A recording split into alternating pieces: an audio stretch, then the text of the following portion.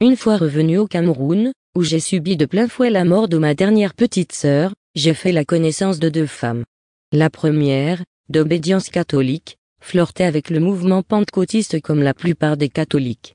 En effet, à chaque fois qu'ils se trouvent confrontés à des problèmes, les catholiques se rapprochent des pentecôtistes pour avoir recours aux prières et aux délivrances diverses. Mais pour des raisons mystérieuses, ces gens n'osent abjurer le catholicisme. Cette dame m'avait dit disposer de prières susceptibles de m'aider parce que souffrait d'un problème de stérilité. J'étais donc allé à son lieu de service récupérer ces prières qui, pour l'essentiel, tenaient en un jeûne de 21 jours. L'intérêt de ces prières, c'était qu'elles expliquaient comment se préparer au jeûne, comment prier la nuit ou bien à chaque début de mois ou de l'année. Bref, pour une nouveau-née dans la foi comme moi à l'époque, ces prières me motivaient énormément. Certes, j'avais rangé ces livres de prières sur ma table de chevet, mais je n'y avais plus guère prêté d'attention, jusqu'au jour où Dieu le Saint-Esprit m'avait obligé à y jeter un coup d'œil. Voici comment il s'y était pris, il m'avait réveillé une nuit et avait asséché mes yeux. C'était vraiment impossible pour moi de dormir.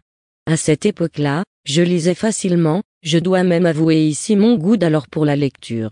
Histoire de surmonter mon ennui, je pris ces prières et me mis à les lire. C'est ainsi que, tout naturellement, je me mis à faire ces prières de 21 jours en une nuit. Or dans ces prières, il y avait la repentance et l'acceptation de Jésus. Au fond, je les lisais sans avoir la moindre idée de ce que je faisais. On comprend à présent pourquoi les enfants de moins de 12 ans ne peuvent pas se faire baptiser, n'est-ce pas, mais tout simplement parce qu'ils ne peuvent pas encore, en leur âme et conscience, faire le choix de leur appartenance à Jésus. Il faut donc que nous choisissions la voie de Jésus-Christ en toute connaissance de cause. J'étais pourtant adulte, mais je lisais ces prières sans attacher la moindre importance dans le fait qu'il fallait que je me confesse solennellement à Jésus-Christ en tant que mon Seigneur et Sauveur personnel, puisque personne ne me l'avait enseigné. Dieu le Saint-Esprit avait donc procédé de la sorte plusieurs nuits d'affilée. Il me réveillait à l'heure où il voulait. Tout ce que j'avais à faire, c'était de prendre ces prières et de les lire à haute voix, et cela me prenait facilement 2 heures. Pendant 7 jours, je priais toutes les nuits, persuadé qu'il me rendrait le sommeil dès que j'aurais fini de prier. À la fin de ce programme, je fis un songe dans lequel Dieu le Saint-Esprit me demandait de poser mon pied sur la tête d'un gros serpent. Ayant par nature la phobie des serpents, j'avais peur et je le dis à Dieu le Saint-Esprit, qui me parlait mais que je ne voyais pas. Avec ma naïveté habituelle, je dis à Dieu le Saint-Esprit, toujours dans ce songe, que j'avais peur de poser mon pied sur la tête de ce gros serpent parce que j'avais peur qu'il me morde. Alors Dieu le Saint-Esprit s'arrangea pour attirer mon regard sur mes pieds, qui étaient chaussés de bottes en cuir. En effet, moi-même je possède des cuissardes en cuir et il faut admettre que leur cuir est véritablement dur. Il me demanda si je pensais que les crocs du serpent pouvaient percer facilement ce cuir. Je lui répondis non. Il me dit donc de poser mon pied sur la tête du serpent et je me vis, à travers les yeux de mon esprit, ses bottes aux pieds. Alors, je m'exécutai avec un peu plus d'assurance. Quelle n'avait pas été ma surprise de constater que le serpent restait soumis et sage sous mon pied.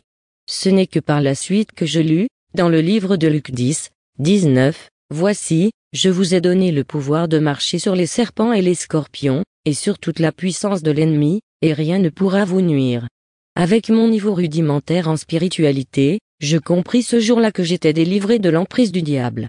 Je compris que Dieu m'avait pardonné mes œuvres passées et que je dominais désormais sur les œuvres du diable. Aussi, je me réveillais toute contente parce que je savais en mon fort intérieur que Dieu le Saint-Esprit m'avait délivré de tous les liens qui me tenaient captive. Gloire à Dieu au plus haut des cieux. Bien-aimé, Jésus est la première personne qui délivre. Les impositions de main ne viennent qu'en deuxième position, et la puissance vient et viendra toujours de Dieu et non de l'homme. Par nos propres moyens, nous ne pouvons rien. La chose la plus importante que j'ai apprise dans ma marche avec Dieu, c'est que Dieu n'agit qu'en conformité avec sa parole. Si ce que vous croyez provenir de lui n'est pas conforme à sa parole, je suis désolé de vous le dire mais ce que vous avez entendu alors vient du diable.